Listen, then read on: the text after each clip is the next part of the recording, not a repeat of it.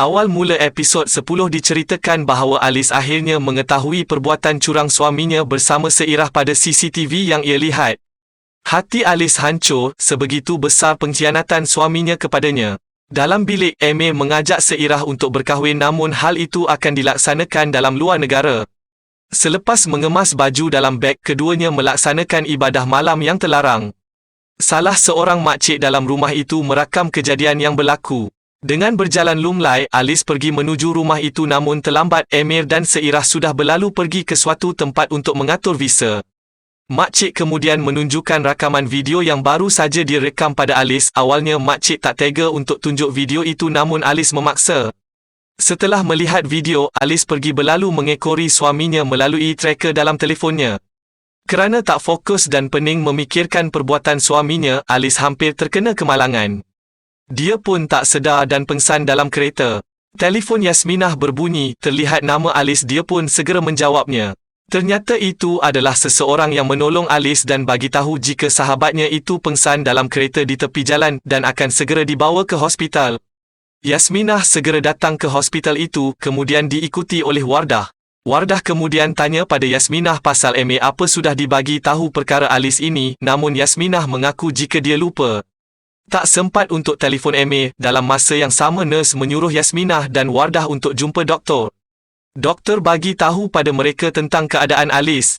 Doktor itu jelaskan jika tekanan darah Alice naik sangat tinggi, yang hal itu berbahaya bagi kandungannya. Doktor sudah memberinya ubat untuk menurunkan tekanan darahnya. Dan mereka tinggal tunggu sekejap untuk melihat perubahannya. Jika tiada perubahan, dengan terpaksa doktor harus mengeluarkan bayi itu. Doktor berusaha untuk menjaga Alice dan memantau setiap keadaannya kerana ini sangat berbahaya.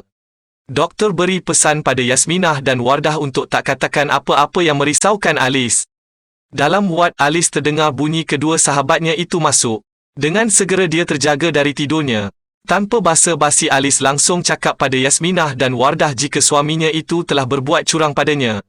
Esok harinya, Amy nampak risau sebab Alice tak kunjung bagi khabar padanya. Di sisi lain, doktor jelaskan pada Alice jika tekanan darah sedikit turun. Itu artinya ada tindak balas terhadap ubat yang sudah dibagi.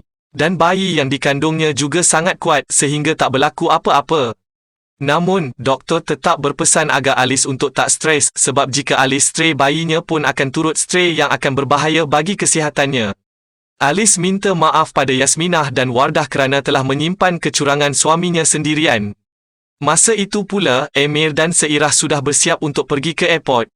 Emir nampak takjub manakala melihat seirah menggunakan tudung. Dan Emir cakap pada seirah jika pukul 2 petang nanti mereka sudah sah menjadi suami isteri. Yasminah dan Wardah pun bersama-sama mendengar percakapan itu yang ditunjukkan Alice melalui tracking di telefonnya. Alice cakap pada kedua sahabatnya jika akan pergi ke airport untuk jumpa Emir dan bagi tahu jika dia sudah mengetahui semua perbuatannya bersama seirah selama ini. Awalnya doktor tak mengizinkan sebab keadaan Alice belum sepenuhnya stabil, namun Alice tetap memaksa. Dalam perjalanan menuju airport, Alice cuba menelefon suaminya berkali-kali namun tak ada sebarang jawapan.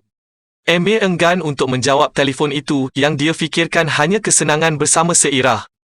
Sampai di airport, Alice nampak sekelibat suaminya bersama seirah. Ditemani oleh Wardah, Alice mengekorinya. Namun di tengah jalan, dia perasan perutnya sakit hingga dia terjatuh sambil mengerang kesakitan. Wardah pun segera bawa dia ke hospital. Di hospital, Yasminah telefon Emir yang sedang menunggu pesawat itu dan bagi tahu tentang keadaan Alice yang harus segera dilakukan tindakan pembedahan untuk angkat bayi yang dikandungnya. Sebab tekanan darah Alice sangat tinggi. Emir akhirnya sampai di hospital dengan diekori seirah. Nurse kemudian menyuruh Emir untuk segera tanda tangan surat kebenaran agar segera dilakukan pembedahan. Seirah yang merupakan doktor akan menguruskan kes ini. Emir pun setuju. Yasminah dan Wardah tak bisa melakukan apa-apa sebab keputusan ada di tangan Emir, suami Alice. Lantas apa yang akan berlaku? Saksikan sambungan cerita pada perempuan itu episod 11 yang akan datang.